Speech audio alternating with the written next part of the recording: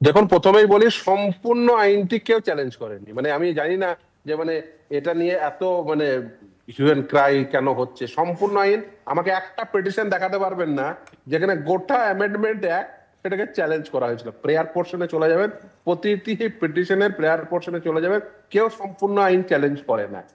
আইনের যে যে ধারাগুলো সাংবিধানিকভাবে স্বীকৃত নয় সেই সমস্ত ধারাগুলোকেই চ্যালেঞ্জ করা হয়। এই ক্ষেত্রেও তাই হয়েছিল। আমার পিটিশনে যেমন নওশাদ সিদ্দিকী পিটিশনার ছিলেন, তিনি যে যে ধারাগুলোকে চ্যালেঞ্জ করেছিলেন সবগুলো আজকের যে রায় সেখানে কিন্তু তার যে মত ছিল, অর্থাৎ আমাদের যে আইনি প্রপোজিশন ছিল সেটাকে অ্যাপেন্ড করেছে। যেমন ধরুন 1, 2, 3, 4 করে আসি আমি, যেটা আজকের আপনি এই নির্দেশটি দেখেন 209 নম্বর প্যারাগ্রাফে, সেখানে 1, 2, 3, 4 করে আমি যদি দেখি যে আমরা বলেছিলাম যে 5 বছর একজন প্র্যাকটিস করছে কি করছে না, ইসলাম প্র্যাকটিস করছে কি করছে না, এর তো কোনো মেকানিজম নেই। তাহলে আপনি জানবেন কি করে যে ওই মানুষটি 5 বছর প্র্যাকটিস করছে কি করছে না? দ্বিতীয় হচ্ছে যে এই যে সম্পদের অধিকার, এই সম্পদের অধিকার সাংবিধানিক ভাবে বৈধ একজন নাগরিকের অধিকার, সাংবিধানিক অধিকার। আগে এটা মৌলিক অধিকার ছিল, সেটা পরিবর্তন হয়ে সাংবিধানিক অধিকার হয়েছে।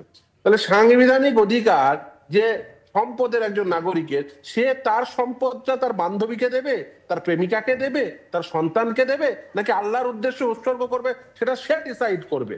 এবার সেই ডিসিশন নেওয়ার ক্ষেত্রে আপনি প্রতিবন্ধকতা তৈরি করতে পারেন না। এবার ডিসিশনের ক্ষেত্রে যদি কোনো কনফ্লিক্ট হয় সেই সম্পদ নিয়ে, তাহলে আলটিমেট ডিসিশন কে নেবে?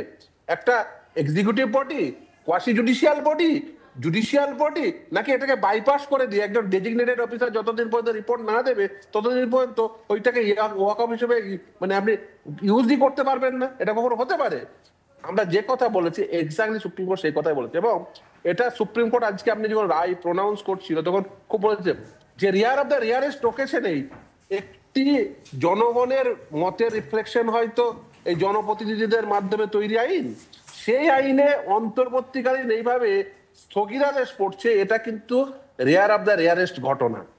এই আমি জানি না, মানে দেখুন, আমি আপনিও মিডিয়ার অংশ, কিন্তু মিডিয়ার একটা অংশকে মানে একটা অংশ যেভাবে এই রায়ের অ্যাকচুয়াল যেটা ঘটেছে সেখান থেকে মানে অন্য জায়গায় গিয়ে যে এই মানে মোদী সরকারের জয় হলো বলে নৃত্য করতে শুরু করে দিল।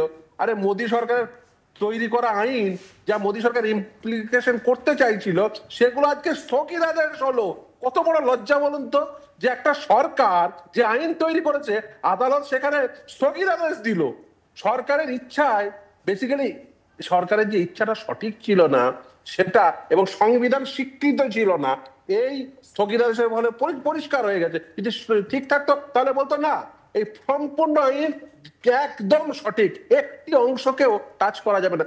প্রতিদিন আইন তৈরি হয়, সেই আইন সাংবিধানিক ভাবে স্বীকৃত হয় বলে সেই আইনগুলো কিন্তু স্বীকৃত হয় বলে সেটা স্ট্যাটুট বুকে থেকে যায়, আইন হিসেবে স্বীকৃতি পায়। কিন্তু এই ক্ষেত্রে আইনগুলো স্বীকৃতি পেল না কেন?